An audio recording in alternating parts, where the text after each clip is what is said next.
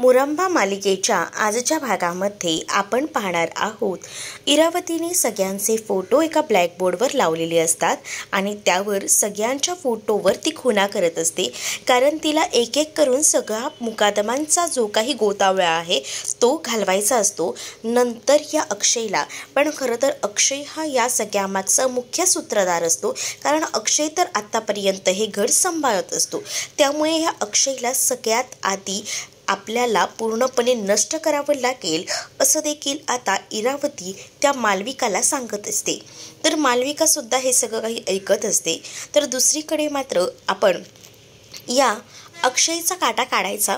अक्षयला या सगळ्यापासून लांब केलं की आरोही येईल ना, आरोहीला आपल्याकडे घ्यायचं, म्हणजेच तू अक्षयसोबत लग्न करायचं, अक्षयला डिवोर्स द्यायचा, त्या बदल्यात त्याला कोर्टात खेचायचं, त्याला सांगायचं की तू तुझ्या मुलीला सांभाळण्यासाठी सक्षम नाही, त्यामुळे तू ती मुलगी मला द्यायची असं तू सांगायचं, जेणेकरून आपल्या हातात ती मुलगी येईल आणि पुढे मग काय करायचं ते मी बघते, असं देखील आता इरावती जी आहे ती म्हणत असते. इरावती आता या सगळ्या काही गोष्टी जेव्हा बोलते तेव्हा मात्र आता सगळ्याच गोष्टी ज्या आहेत त्या हळूहळू का होईना क्लिअर होत असतात. तर मालविका म्हणते, पण त्या आरोहीचं आपण घेऊन काय करायचे? तर इरावती तिला सांगते की ते सगळं मी बघते, पण या अक्षयला उद्ध्वस्त करायची जबाबदारी मी तुझ्यावर दिलेली आहे, त्यामुळे अक्षयला पूर्णपणे उद्ध्वस्त करायचं म्हणजे करायचंच, असं देखील आता यांचं ठरतं.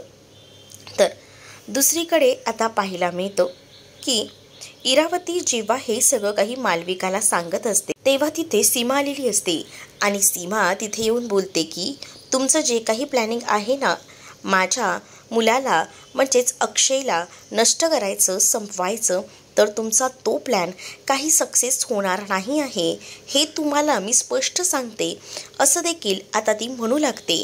परंतु आता सीमा आली आहे हे बघूनच खूप जास्त घाबरलेली इरावती ही म्हणत असते की तू काय सांगणार आहेस मला? मी बघ तुझ्या अक्षयला कसं संपवते ते, आणि ऑलरेडी तुझी रमा तर या 5 गणितच आहे, तर इकडे मात्र माझी रमा आहे ना, तीच तुम्हा सगळ्यांना संपवून टाकेल, तिला फक्त एकदा कळू दे, असं देखील सीमा आता म्हणत असते. आणि सीमाने ना आता अक्षरशः अक्षयच्या वाईटावर टपलेल्या या इरावतीचा गळाच दाबलेला असतो आणि ती म्हणत असते, तू काय ग माझ्या अक्षयला संपवणार, आणि जोरात कानाखाली वाजवून देते, माझी रमा आहे ना, माझी रमा असेपर्यंत माझ्या अक्षयला काहीही होणार नाही, कारण मी तशी सोय करून ठेवलेली आहे, माझी रमा आहे ना ती या सगळ्यातून माझ्या अक्षयला बाहेर काढेल. तर दुसरीकडे इरावती म्हणत असते की तुझी रमा ना या इकडेच आहे, म्हणजेच तुझी रमा जी आहे ना ती 5 गणीलाच आहे, पण ती इथे असूनसुद्धा ना काहीच करू शकत नाही, कारण मी त्या दोघांची भेट घडवूनच देणार नाही ना, जर भेट घडवून दिली तर सगळं काही संपलं, पण मी इरावती आहे, इतका मोठा रचलेला डाव मी कसा काय डिस्ट्रॉय करेल? तर दुसरीकडे आता इरावतीनं सीमाला त्या सोफ्यावर ढकललेलं असतं आणि तिला म्हणत असते की बघ मी जे ठरवले ना ते मी करतेच, कितीही काही झालं ना तरीसुद्धा यामध्ये कोणताही प्रॉब्लेम आला ना तरी त्या प्रॉब्लेमला सुद्धा मी मुळासकट उपटून टाकते, त्यामुळे ह्या गोष्टी तर काहीच नाही, त्यामुळे तू टेन्शनमध्ये राहू नकोस, काही झालं ना तरीसुद्धा अक्षयला उद्ध्वस्त कसं करायचं याचं प्लॅनिंग मी एकदम भारी आणि टॉपमध्ये करून ठेवलेलं आहे, त्यामुळे तू या सगळ्यात काहीच करू शकत नाही, असं देखील आता इकडे असणारी ही इरावती सीमाला सांगू लागते आणि तिला म्हणत असते की तोंडातनं आवाज काढायचा सुद्धा प्रयत्न करायचा नाही, नाहीतर बघ मी तुझी काय अवस्था करते ते. आणि असं बोलून तिचा हात वगैरे सगळा काही मुरगळून टाकते, कारण इरावतीला सुद्धा सीमानं मारलेलं असतं आणि या सगळ्याचा बदला नको का घ्यायला. आणि जी बाहुली असते ना, जी बाहुली आतापर्यंत सीमा रमा म्हणून खेळत होती, ती बाहुली आता इरावती स्वतःकडेच ठेवते आणि त्यामुळेच इकडे आता त्या बाहुलीसोबत जेव्हा इरावती बोलत असते तेव्हा मात्र आता बाहेरून हे सगळं काही बोलणं जे आहे ते आता अर्थाने ऐकलेलं असतं. आता अर्थाला सगळं समजून गेलेलं असतं की नक्की काय काय गडबड आहे ते. अर्थाने या सगळ्या काही गोष्टी ऐकल्यामुळे तिला आता सगळं समजलेलं असतं की ही इरावती काय आहे आणि हिनं या घराला उद्ध्वस्त करण्यासाठी किती प्लॅनिंग केलेलं आहे. या मालविकाला तिने याच घरात त्यासाठी आणलेलं आहे हे सगळं काही आता तिला समजून गेलेलं असतं. पण तरीही ती म्हणत असते की या सगळ्याबद्दल मी बोलू तरी कशी, आणि म्हणूनच ती थोडी डिस्टर्ब असते. तर दुसरीकडे मात्र आता आरोहीनं चित्र काढलेलं असतं आणि आरोही ते चित्र अक्षयला दाखवायला गेलेली असते. पण अक्षय फोनवर बोलत असल्यामुळे आरोहीला थांब जरा वेळ, मी नंतर बघते असं बोलून तो तिला थांबवत असतो. पण इकडे असणारी ही आरोही काही ऐकायला तयार नसते. आरोही जी आहे ती म्हणत असते की नाही, माझं तू चित्र बघून तरी घे ना. पण अक्षय तिचं ऐकायला तयार नसतो. अक्षय जो आहे तो बोलण्यामध्ये चुकून धक्का देतो आणि त्यामुळे तिचं जे चित्र आहे ना ते वरच्या साईडने फाटतं. त्यामुळे आता आरोही खूप जास्त नाराज होते. तेवढ्यातच तिथे आता अर्था आलेली असते आणि अर्था जी आहे ती म्हणत असते की बघ ना, माझ्या बाबानं माझं हे फोटो बघ ना माझं फाडून टाकला. माझ्या आईची एकमेव चित्र मी बनवलं होतं पण ह्याने ते फाडून टाकलं. आता मला ना तुझ्याशी बोलायचंच नाही आहे. असं देखील आता तिथे असणारी आरोही अक्षयकडे बोट दाखवून बोलू लागते. तर अर्था तिला थांबवते. अर्था म्हणत असते की बाया रडू नकोस, थांब, आपण काहीतरी करूया, स्वतःला त्रास करून घेऊ नकोस. इकडे मात्र आता आरोहीने सांगितलेलं असतं की मी तुझ्यासोबत बोलणार नाहीये बाबा. या गोष्टीनेच खरं तर अक्षयचा जीव नुसता वर खाली होत असतो. दुसरीकडे रमा जी आहे ती बाहेर असणाऱ्या चांदोबाला बघत असते आणि तिला अक्षयची आठवण येते. अक्षयची आठवण येताच ती आता म्हणत असते की कितीही मनात ना काढायचा प्रयत्न केलात ना तरीही तुम्ही माझ्या मनातून जातच नाही. दुसरीकडे अक्षयही खिडकीतना त्या चांदोबाला बघत असतो आणि त्याच वेळेला त्यालासुद्धा रमासोबत घालवलेले सगळे प्रसंग दिसत असतात आणि तो सुद्धा म्हणत असतो की खरंच ना, माझं नशीब कसं आहे, म्हणजे मी खूप प्रयत्न करतोय माझ्या आयुष्यातून त्या रमाला काढून टाकायचा, पण काही झालं तरी तिला विसरणं खूप जास्त कठीण आहे. मी माझ्या आयुष्यातना तुला कधीही काढू शकत नाही ग रमा, असं देखील तो आता म्हणत असतो. तर इकडे रमाचं सुद्धा तेच म्हणणं असतं. रमासुद्धा कितीही दाखवत असली की ती आता या सगळ्यातून बाहेर आली आहे पण ती काही या सगळ्यातून अजूनही बाहेर आलेली नसते आणि त्यामुळेच मात्र ती आता चांदोबाला सुद्धा सांगत असते की माझ्या मनातून मी अक्षयला अजूनही बाहेर काढलेलं नाही. तिला आता खूप जास्त त्रास होत असतो आणि ती मात्र आता रडत असते. तर दुसरीकडे मात्र अक्षयही तसाच असतो. अक्षयही दाखवत असला की तो रमाचा द्वेष करतोय पण त्याच्या मनात अजूनही रमाच असते, म्हणजेच तो रमाला आपल्या मनातून काढू शकलेला नसतो. वरवर जरी दाखवत असला तरी सुद्धा आतमधून तो अजूनही रमावर प्रेम करत असतो. रमासोबतच्या आठवणी त्याने सगळ्या जाळून टाकलेल्या होत्या पण त्याने एक आठवण रमाची ठेवलेली होती, जेणेकरून रमा आपल्या आयुष्यात कायमच राहावी असंच त्याला वाटायचं आणि म्हणूनच त्याने या सगळ्या आठवणी जपून ठेवल्या आहेत. तर दुसरीकडे मात्र आता अक्षय आणि रमा हे दोघंही जण ठरवतात की आपण जरी वेगळे असलो तरी आपली मनं एकच आहेत. आपलं मन जे आहे ते दोघांचंही एकमेकांतच गुंतलं आहे असं देखील आता बोलणं सुरू असतं. हे सगळं काही झाल्यानंतर पुढे मात्र आता पाहायला मिळतं इकडे जी रमा आहे ती सुद्धा ठरवते की नाही, आता खूप झालं, मी माझ्या मुलीसाठी आणि या सगळ्यासाठी एकतरी चान्स घ्यायला हवा, एकतरी संधी बघायला हवी.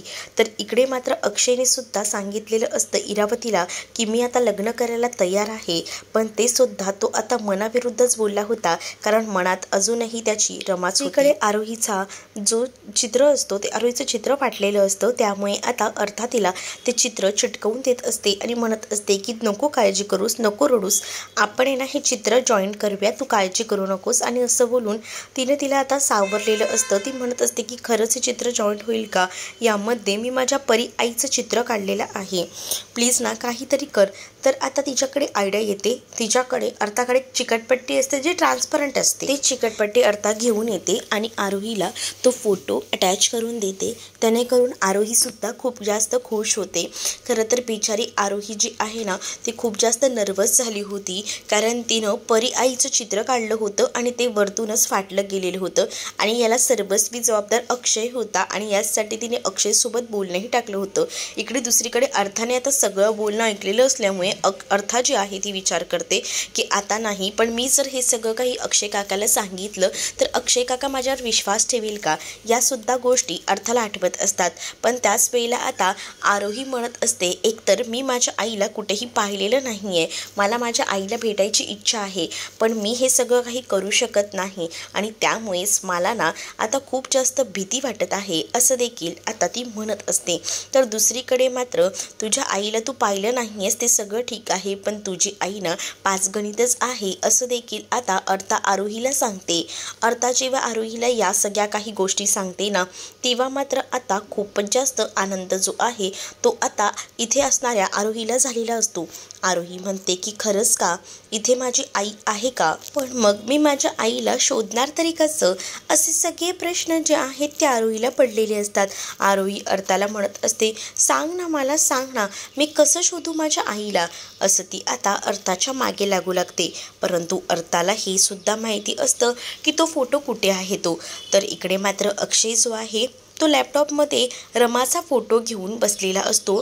त्याने बाकी सगळ्या फाईल्स डिलीट केलेल्या असतात, बाकी सगळे जे फोटो त्याच्याकडे जे आहेत ते सुद्धा त्याने जाळून टाकलेले असतात, पण हा एकमेव फोटो रमाचा त्याने जपून ठेवलेला असतो. आणि हा एकमेव फोटो जेव्हा रमाचा तो बघतो ना, तेव्हा मात्र आता त्याला त्या जुन्या गोष्टी आठवतात आणि तो म्हणतो की रमा, कितीही काही मी म्हटलो तरीसुद्धा मी तुला विसरू शकलेलो नाही, माझी जागा माझ्या मनातील दुसरं कोणीही घेऊ शकत नाही तुझ्याशिवाय, असं देखील आता अक्षय त्या फोटोकडे बघून बोलत असतो.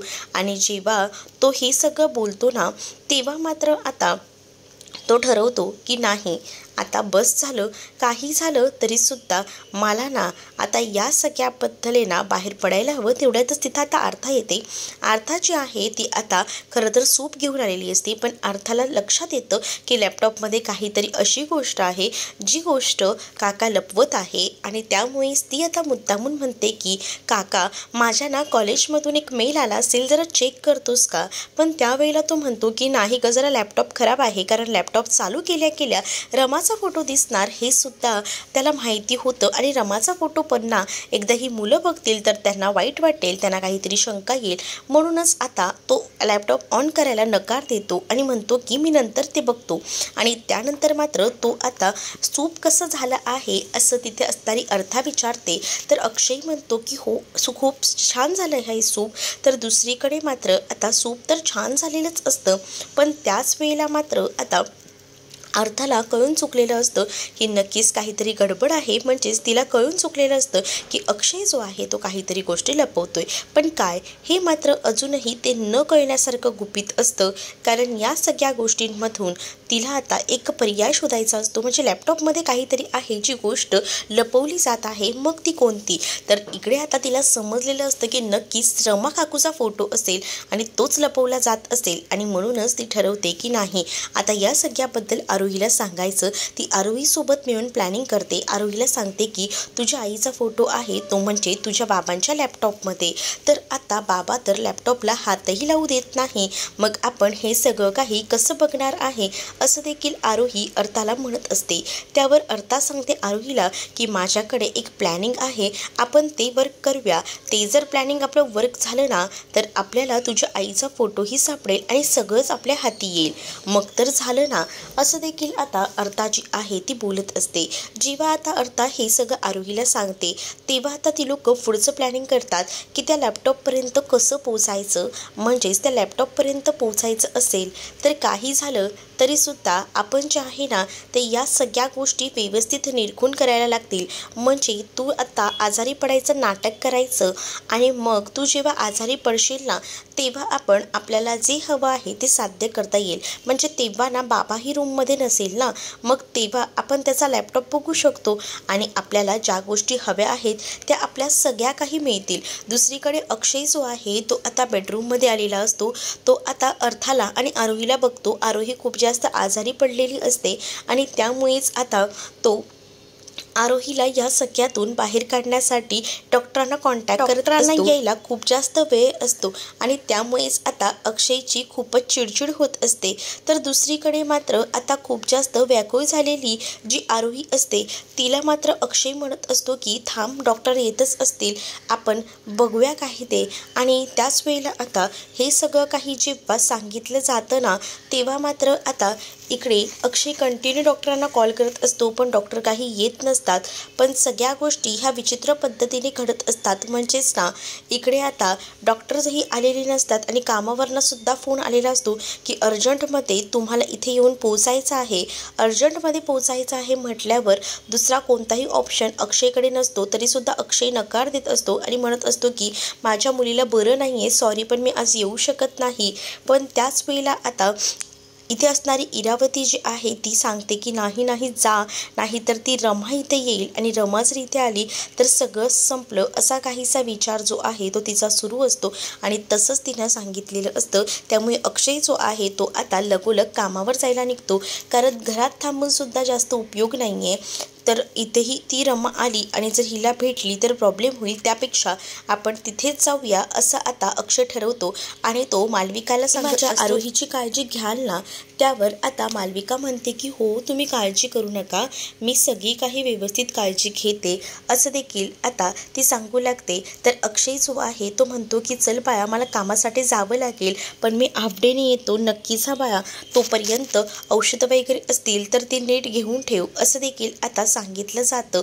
जेव्हा आता या सगळ्या गोष्टी ज्या आहेत त्या सांगितल्या जातात ना, तेव्हा मात्र आता इकडे जी इरावती असते ती मात्र बोलत असते की तू काळजी करू नकोस. अक्षयला म्हणते की आता काही माझा डोळा वगैरे लागणार नाही आणि माझा डोळा जरी लागला तरी इथे काळजी घेण्यासाठी आपली ही मालविका आहे ना, मालविका एकदम व्यवस्थितपणे काळजी घेईल, मला माहिती आहे, असं देखील आता ती म्हणू लागते. तर दुसरीकडे मात्र आता जो फोटो असतो, म्हणजे जे चित्र बनवलेलं असतं ना, हे सगळं काही आरोहीने ते चित्र जे आहे ती अक्षयला देते आणि म्हणते की हे शाळेमध्ये सबमिट कर. आणि शाळेमध्ये सबमिट करायला सांगितल्यानंतर अक्षयही म्हणतो की हो. तर दुसरीकडे आता जी मालविका असते ना, ती हळूहळू का होईना त्या आता आरोहीच्या जवळ जाण्याचा प्रयत्न करत असते, पण आरोही देखील तितकीच हुशार असते. आरोही जी आहे ती म्हणते की तू माझ्या जवळही येऊ नकोसा, मला खूप जास्त खोकला झालाय, माझं इन्फेक्शन तुला होईल. तेवढ्यातच इरावतीला सुद्धा कॉल येतो. इरावती रिसीव करते कॉल आणि ती फोनवर बोलायला बाहेर जाते. तर मालविका म्हणते की मी तुझ्यासाठी ना गरम दूध घेऊन येते, थांबा, आणि असं बोलून मालविका सुद्धा निघून जाते. तर दुसरीकडे मात्र आता जी आर्था असते ती म्हणत असते की सगळेच गेले आहेत, तोपर्यंत आपल्याला जे काम करायचं आहे ते करूया. ती लगेच दार लावून घेते आणि आरोहीने जे काही कांदे तिच्या काखेत ठेवलेले असतात ते बाहेर काढते आणि ती म्हणते की आता ह्यांचं काम झालंय, आता आपल्याला आपलं काम करायला हवं, लवकर लॅपटॉप घेऊन ये, आपण लॅपटॉप चेक करूया.